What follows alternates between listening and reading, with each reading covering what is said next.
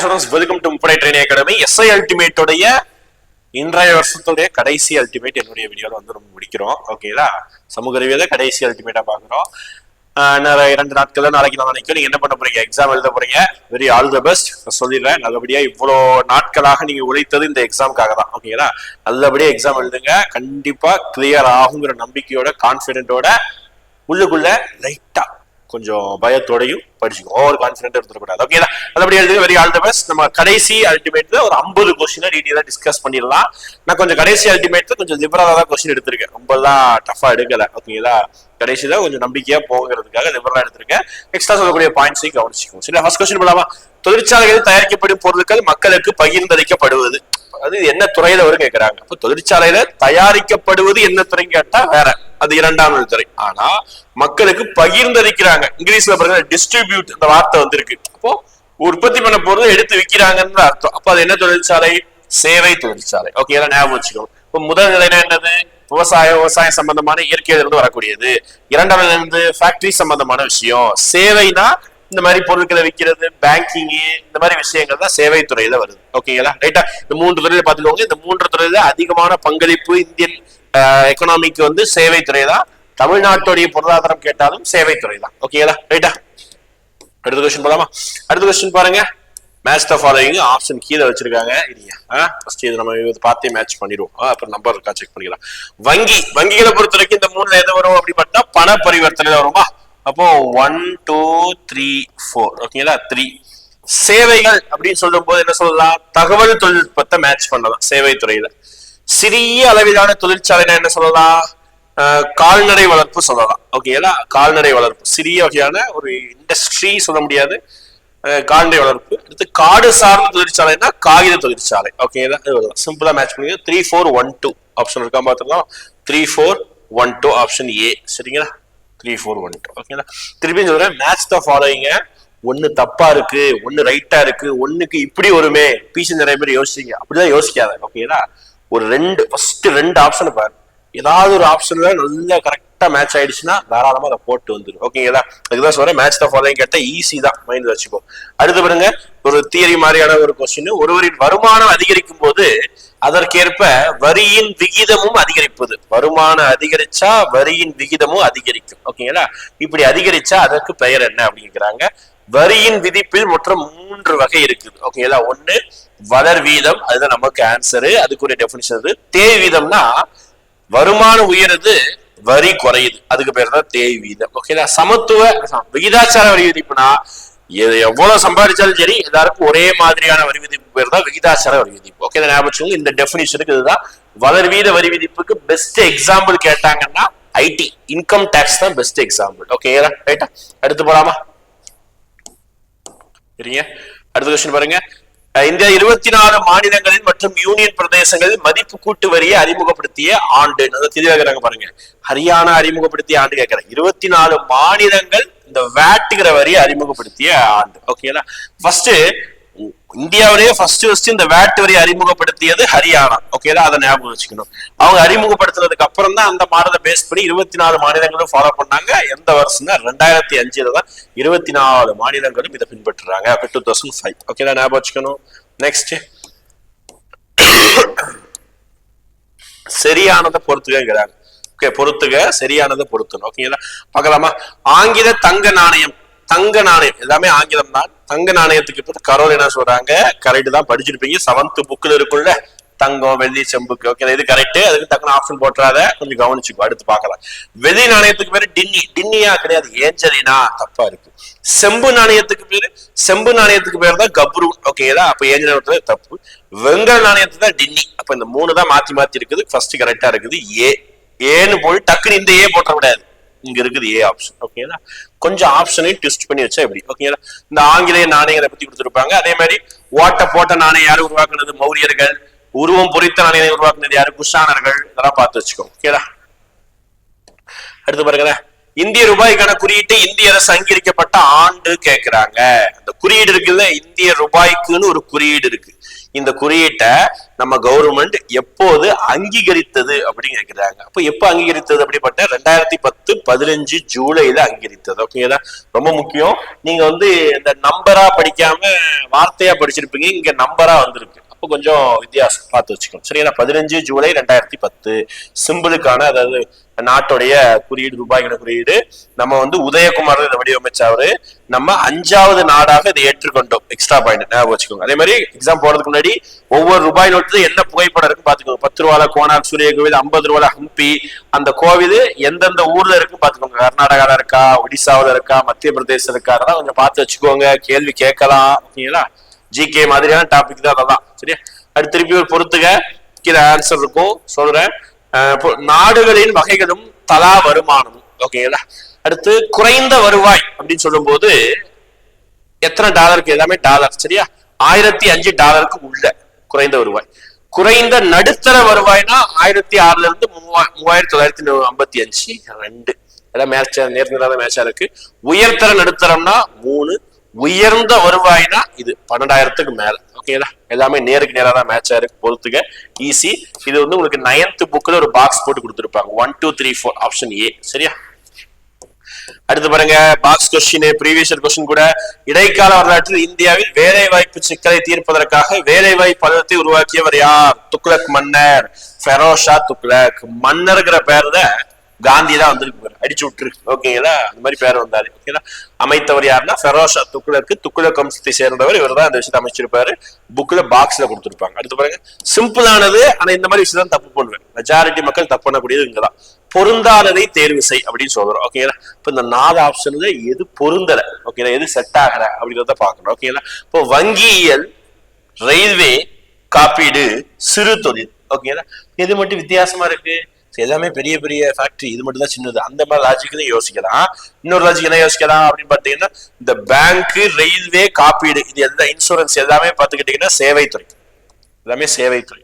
இது மட்டும் 2ஆம் நிலைத்துறை. அதனால இதுதான் ஆட் ஒன் அவுட், பொருந்தாத ஒன்று. ஓகேங்களா, ரொம்ப சிம்பிள் தான். சைக்காலஜி மாதிரியான கொஸ்டின் தான் இதெல்லாம். அடுத்து கிரெடிட் கார்டை கண்டுபிடித்தவர் 9th புக்ல பாக்ஸ் ஒரு பெரிய டயக்ராம் மாதிரி இருக்கும், அதுல இருந்திருக்கும். கிரெடிட் கார்டை கண்டுபிடித்தவர் ஜான் பிக்கின்ஸ். அவர் தான் கிரெடிட் கார்டை கண்டுபிடித்தார். ஓகேங்களா, அடுத்த கொஸ்டின்,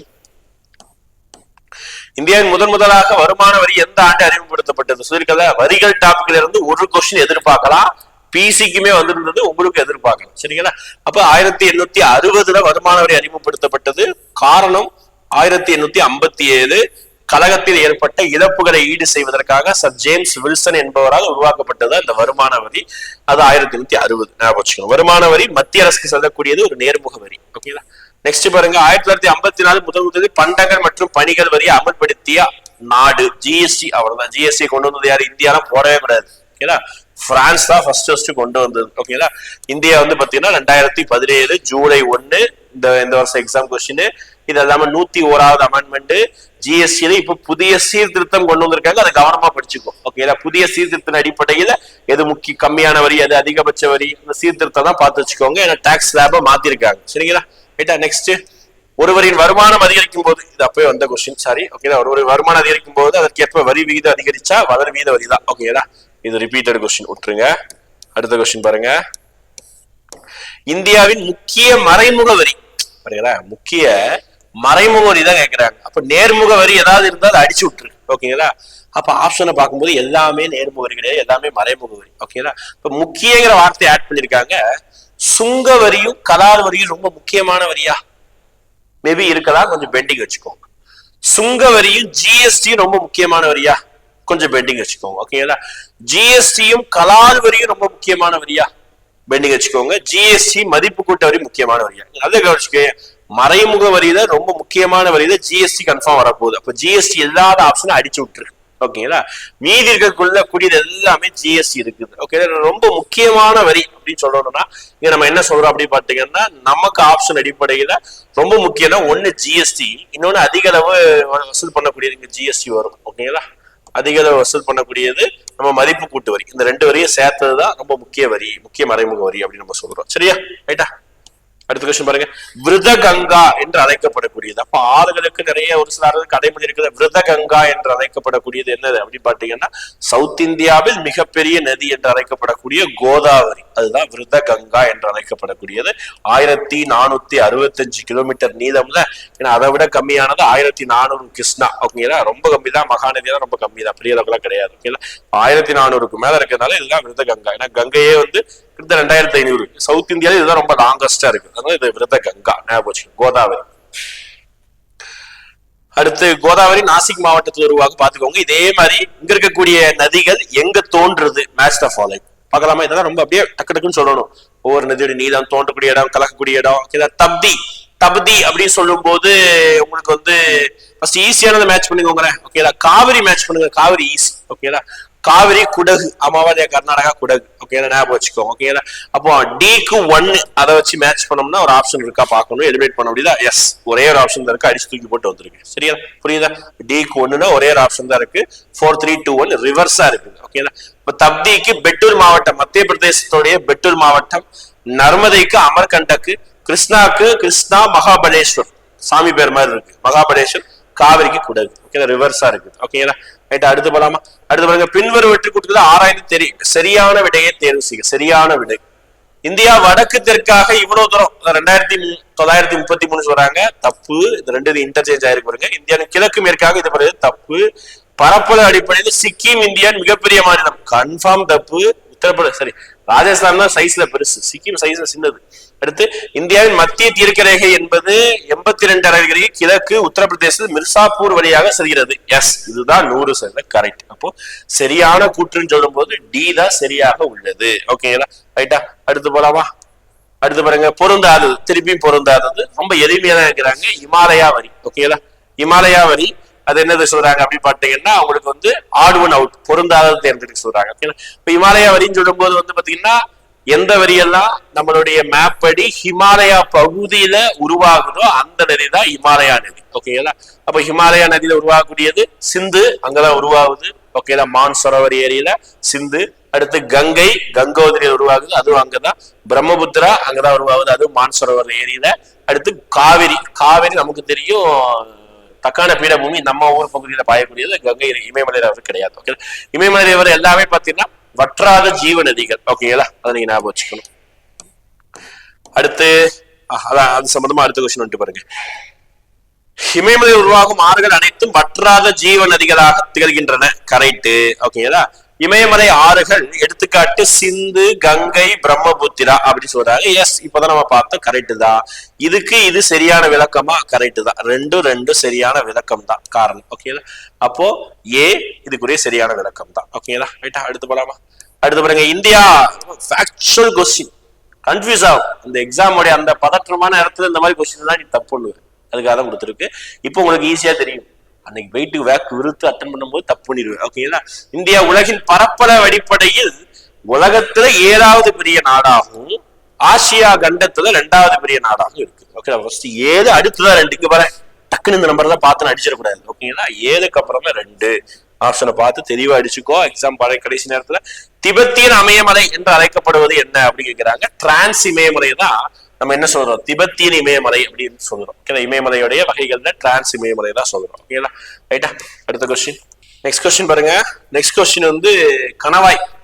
என்னென்ன கணவாய் எங்க இருக்கு? 10th book box question. ஓகேங்களா, நாத்துலா கணவாய் சிக்கிம். ஓகேங்களா, 1. பாம்டிலா கணவாய் அருணாச்சல பிரதேசம். ஓகேங்களா, அருணாச்சல பிரதேசத்துல பாம் வச்சிருக்காங்க அப்படின்னு ஞாபகம் சொல்லியிருக்காங்க. ஓகேங்களா, அடுத்து ஷிப்கீலா கணவாய் வந்து ஹிமாச்சல் பிரதேஷ். ஹிமாலயாவில ஷிப்ல போக முடியுமா? முடியாது. ஓகேங்களா, காரகோரம்னாலே ஜம்மு காஷ்மீர் சில்லி மிளகா காரசாரமா இருக்கும். முடிச்சு போச்சு. 1342 ஆப்ஷன் இருந்தா அப்படியே பாத்துருங்க. Okay, 1342 option C. ஓகேதா, முடிச்சிருங்க. அடுத்த கொஸ்டின், சாம்பார் ஏரியின் மற்றொரு பெயர் என்ன அப்படின்னு கேக்குறாங்க. சாம்பார் ஏரினாலே புஷ்கர் ஏரி அப்படின்னு சொல்லுவாங்க. ராஜஸ்தான் இருக்கக்கூடிய ஏரி. சாம்பார் ஏரினாலே புஷ்கர் ஏரி, ராஜஸ்தான் இருக்கக்கூடிய ஏரி. ஓகேதா. நெக்ஸ்ட் கொஸ்டின் பாருங்க. சர்க்கரை கிண்ணம், இந்தியாவின் சர்க்கரை கிண்ணம். உலகத்துல வேற, இந்தியாவுக்கு வேற. இந்தியாவின் சர்க்கரை கிண்ணம் உத்தரப்பிரதேசம், பீகார். காஃபி அப்படின்னாலே நம்ம ஊர் தான், நம்ம ஊர் பக்கத்துல மகாராஷ்டிரா. தெஹிரி அணை எங்க இருக்குது? நம்மளுடைய இந்தியாவின் மிக உயரமான அணையா தெஹிரி அணை அப்படி சொல்ல போனா எஸ் கரெக்ட் தான், உயரமான அணை. ஹிராகுட் அணை அப்படின்னு சொல்ல போனா மகாநதி ஹிராகுட் அணை. ஓகேங்களா, ஒன்னு இங்க போட்டிருக்க, 4 இங்க. ஓகேங்களா, 4321 ரிவர்ஸா இருக்கும். 4321 எஸ் கரெக்ட். ஓகேங்களா, அடுத்த கொஸ்டின். இந்திய வேளாண் ஆராய்ச்சி நிறுவனம், எஸ் இதுதான் இந்தியாவுடைய மண்ணை வந்து 6 வகைகளாக பிரித்திருக்கும். இந்தியா வேளாண் ஆராய்ச்சி கழகம் 1953ஆம் ஆண்டு உருவாக்கப்பட்டது. ஓகே, இந்த இயர் அப்படியே புக்ல கொடுத்துருப்பாங்க, டக்குன்னு அதை படிச்சுக்கணும். ஓகேங்களா, ஈஸியான கொஸ்டின்ஸ் தான் வச்சிருக்குது, கடைசி நேரத்தில் சொல்லியிருக்கேன். ஓகேங்களா, தாமோதர் பள்ளத்தாக்கு அது இருக்கு, தாமோதர். பக்ரானங்கள் சட்லஜ். ஓகேங்களா, ஹிராகுட்டு மகாநதி. கோசி வந்து கோசி ரிவர். 1 2 3 4. ஓகேங்களா, option A. Next question. Zoom Kerala கிடையாது, சரியானதான் தப்பு. பொன்னம் அதுதான் கேரளா வரும், தப்பு. ஓகே, பொடு மத்திய பிரதேச பல்வேறு பகுதி, தப்பு. பிவார் மசான் என்பதுதான் ஒடிசா அப்படின்றதுதான் கரெக்ட். ஓகேங்களா, இது வந்து பாத்தீங்கன்னா இந்தியாவோட வேற வேற ஏரியாக்கள் இருக்கக்கூடிய இடப்பெயர்வு வேளாண்மையை பத்தி சொல்லக்கூடியது. ஓகேங்களா, ரைட். Next question. இந்தியாவின் மிக பழமையான பாசன முறை, இந்தியாவில ரொம்ப பழமையான பாசன முறை என்ன அப்படின்னு கேட்டாங்கன்னா கிணற்று பாசன முறை தான் இந்தியாவிலே மிக பழமையான பாசன முறை. வெரி ஓல்டஸ்ட்னா வெல் இரிகேஷன் தான். ஓகேங்களா, ரொம்ப வருஷமா நம்ம பண்ணக்கூடிய பாசன முறை. அடுத்து இந்தியா என்ன கட்சி முறை, ஊருக்கே தெரிஞ்சதுதான், பல கட்சி முறை. இந்தியாவுக்கு பல கட்சி முறை. ஒரு கட்சி முறைனா வடகொரியா, இவங்கெல்லாம் ஒரு கட்சி முறை. இரு கட்சி முறைனா அமெரிக்கா, இங்கிலாந்து தான் இரு கட்சி முறை. ஓகேங்களா, அடுத்து தலைமை தேர்தல் ஆணையர் யாரால் நியமிக்கப்படுகிறார்? குடியரசுத் தலைவரால். உச்சபட்ச பொறுப்பு எல்லாமே குடியரசுத் தலைவர் தான், ஓப்பனா சொல்லிட்டேன். ஓகேங்களா, குடியரசுத் தலைவரால் நியமிக்கப்படுவார் தலைமை தேர்தல் ஆணையர். ஓகேங்களா, அடுத்து எந்த நாள் வந்து தேசிய வாக்காளர் தினமா கொண்டாடுறோம்? ஜனவரி 25. இம்பார்ட்டன்ட் டேஸ் பாத்துக்கோங்க, பிசி எக்ஸாம் இம்பார்ட்டன்ட் டேஸ் கேட்கல, எஸ்ஐ தான் மேபி கேட்கலாம், புக்ல இருந்தா கேட்பாங்க, கடைசி பார்த்து வச்சுக்கோங்க. ஜனவரி 25 1950 இந்த எலெக்ஷன் கமிஷன் உருவாக்கப்பட்டதை அனுசரிக்கும் விதமாக இது எடுக்கப்பட்டு கொண்டாடப்படுகிறது. ஓகேங்களா, அடுத்து இந்திய அரசு எந்த பகுதி தேர்தலை பத்தி பேசக்கூடியது? ஓகேங்களா, தேர்தலை பத்தி பகுதி 15. ஓகேங்களா, ஆர்டிகல் 324 இருந்து 329 வரைக்கும் தேர்தலை பத்தி பேசக்கூடியது. ஓகேங்களா, ரைட். Next question. மக்களவை தேர்தலுக்கான நமது நாடு எத்தனை தொகுதிகளாக பிரிக்கப்பட்டதை கவனிச்சுக்கோங்க. டக்குன்னு 545 போட்டக்கூடாது. இந்தியாவில் லோக்சபாவுடைய ஸ்ட்ரென்த் 545. ஆனா 543 தொகுதி, 2 பேரு ஆங்கிலோ இந்தியன், அதனால அந்த 2 பேரை சேர்க்கக்கூடாது, தொகுதி கிடையாது, இதுதான் தொகுதி. தொகுதி தான் கேட்கிறாங்க 43. அதுல பாத்துக்கோ. ஓகே, கவனிச்சடி கொஸ்டின் தான், அவசர அவசரமா அடிக்காது.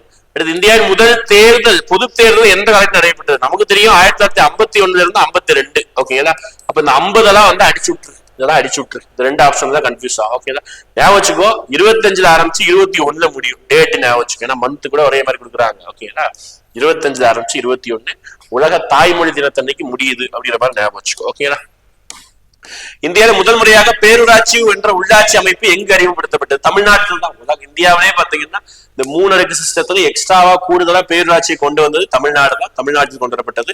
எந்த ஆண்டு தமிழக பெண்களுக்கான உள்ளாட்சியில் 50% இடஒதுக்கீடு வழங்கப்பட்டது அப்படிங்கிறாங்க? எந்த ஆண்டு அப்படின்னு பார்த்தீங்கன்னா 2017 வழங்கப்பட்டது. ஓகேங்களா, 2017 தான் உள்ளாட்சி தேர்தலுக்கான இடஒதுக்கீடு வழங்கப்பட்டது. ஓகேங்களா, அடுத்த கொஸ்டின் பாருங்க. எந்த ஆண்டு தமிழக பெண்களுக்கு உள்ளாட்சியில் 50% இடஒதுக்கீடு? ரொம்ப முக்கியம். உள்ளாட்சி தேர்தலை வந்து அறிமுகப்படுத்தப்பட்டதா 72ஆம் சட்டத்தின் அடிப்படையில் அறிமுகப்படுத்துறாங்க. ஆனா எலெக்ஷன்ல ரிசர்வேஷன் ஆல்ரெடி 33% இருந்தது. அதை இன்க்ரீஸ் பண்ணி நம்ம 50% கொடுத்ததெல்லாம் முன்னா கழிச்சு தான் கொடுத்தோம், 2016 தான் கொடுத்தோம். ஓகேங்களா, ரைட். அடுத்து அரசு கிராம பஞ்சாயத்து ஏற்படுத்த நடவடிக்கை. கிராம பஞ்சாயத்துன்னு வந்தாலே நமக்கு ஆர்டிக்கல்ல ஒரே ஆர்டிக்கல் 4 பேர் பஞ்சாயத்து பண்ணுவாங்க, ஞாபகம் வச்சுக்கோ. ஓகேங்களா, ஆர்டிகல் 40 ஞாபகம் வச்சுக்கணும். ஆர்டிகல் 40 தான் கிராம பஞ்சாயத்தை பத்தி பேசக்கூடிய ஒரு ஆர்டிக்கல். ஓகேங்களா, ரைட்டா. 30. அடுத்து 7th schedule of the Indian constitution என்ன சொல்றாங்க? ஓகே, 7வது அட்டவணை என்ன சொல்லுது அதை பத்தி கேட்கிறாங்க. ஓகேங்களா, இப்ப 7வது அட்டவணை என்ன அப்படின்னு பாத்தீங்கன்னா அதிகார பங்கீடு. ஓகேங்களா, 7வது அட்டவணை என்ன சொல்றாங்க? அதிகார பங்கீடு. அதிகாரத்தை எங்க எப்படி எப்படி பங்கீடு பண்றாங்க அதுதான் சொல்லுவாங்க. Union list, state list, concurrent list சொல்லிட்டு 3 லிஸ்ட் இருக்கும், அதுதான் அதிகார பங்கீடு. ஓகேங்களா, ரைட். நெக்ஸ்ட் கொஸ்டின் பாருங்க. 53. தமிழகத்தில் குடியரசுத் தலைவர் ஆட்சி எத்தனை முறை அமல்படுத்தப்பட்டது? குடியரசுத் தலைவர் ஆட்சின்னு சொல்லும் போது ஆர்டிகல் 356 எத்தனை தடவை இம்ப்ளிமெண்ட் பண்ணிருக்காங்க? 4 தடவை இம்ப்ளிமெண்ட் பண்ணிருக்காங்க. ஓகேங்களா, 4 டைம்ஸ் இம்ப்ளிமெண்ட் பண்ணிருக்காங்க. ஓகேங்களா, கலைஞர் டைம், எம்ஜிஆர் டைம்னு சொல்லிட்டு சொல்லுவாங்க. அதெல்லாம் வந்து தமிழ்நாட்டில் குடியரசுத் ஆட்சி பண்ணதான் 30 வருஷம் முன்னாடி. அதுக்கப்புறம் தான் நம்ம வந்து கடந்த 30 வருஷம் எதுவும் பண்ணல. ஓகேங்களா. அடுத்து தமிழ்நாட்டில் குற்றவாளி பழங்குடியினர் பிரச்சனையை போராடினார். யார் போராடினா அப்படிங்கிறாங்க. இந்த குற்றவாளி பிரச்சனைங்கிறது வந்து சவுத் ஸ்டேட்ஸ்ல, ஓகேங்களா, மதுரை, ராமநாதபுரம் அந்த மாவட்டங்களுக்கு ஒரு தரப்பு மக்களுக்காக போராடுறதுதான் குற்றவாளி சமூக பழங்குடியினர் அப்படின்னு சொல்லிட்டு அவங்க முத்திரை கொடுத்துனாங்க. அவங்க அதுல இருந்து எடுத்து வர்றதுக்காக போராடியது ரோசாபுத்துறை என்று அழைக்கப்படக்கூடிய ஜார்ஜ் ஜோசப். அவர் தான் போராடி இருப்பார், மதுரை. ஓகேங்களா, ரைட்.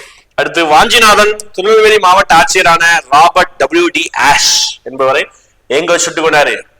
மணியாச்சி ரயில் நிலையத்தை வச்சு சுட்டு கொண்டாரு. எப்போ எந்த டேட்ல சுட்டு கொண்டாரு கேக்குறாங்க? 1911 ஜூலை 17. ஜூன் 17, சரியா?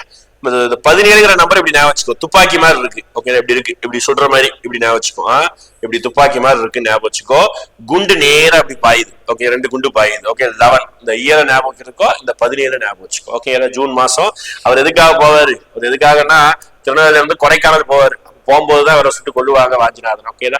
அப்போ கரெக்டா மணியாச்சில வச்சு. Okay, right. நெக்ஸ்ட், தமிழ்நாட்டில் ஒத்துழையாமை இயக்க தமிழ் தலைமையேற்று நடத்தியவர். எளிமையான கேள்வி. ஓகே, தமிழ்நாட்டு ஒத்துழையாமை இயக்கம் 1920 தான் பாத்துக்கிட்டீங்கன்னா தமிழ்நாடு அரசியல் போராட்டத்துல பெரியார் வந்து ரொம்ப தீவிரமா கலந்து கொண்டவர் ராஜாஜி பெரியார் தான். அப்பதான் காங்கிரஸ்குள்ளதான் பெரியார் இருந்தார். ஓகே, அதுக்கப்புறம் தான் கோவப்பட்டு வெளியே வந்துருவார். ராஜாஜியும் பெரியார் தான் இங்க இருந்திருப்பாங்க. ஓகே, அடுத்த கொஸ்டின் பாருங்க. 1917 சம்பரான் விவசாய போராட்டத்தில் கலந்து கொள்ளுமாறு காந்தியடிகளை அழைத்தவர் யாருன்னு கேட்கிறாங்கன்னா, ஒரு ஹிஸ்டரி ரிவிஷன் வீடியோ போட்டிருந்தேன். அந்த வீடியோலே சொல்லியிருப்பேன். ஓகேங்களா, சம்பரானுக்கு இந்த கேக் அந்த ஷார்ட்கட் சொல்லியிருப்பேன். அதுல சம்பரானு கூப்பிட்டது யாருன்னா ராஜ்குமார் சுக்லா. ஓகேங்களா, அவர் தான் கூப்பிட்டுருப்பாரு. அகமதாபாத் கூப்பிட்டது வந்து நம்ம அனுஷியா சாராபாய், அவங்க தான் கூப்பிட்டுருப்பாங்க அகமதாபாத்துக்கு. ஓகேங்களா, ரைட்டா. அடுத்த கொஸ்டின் போலாமா?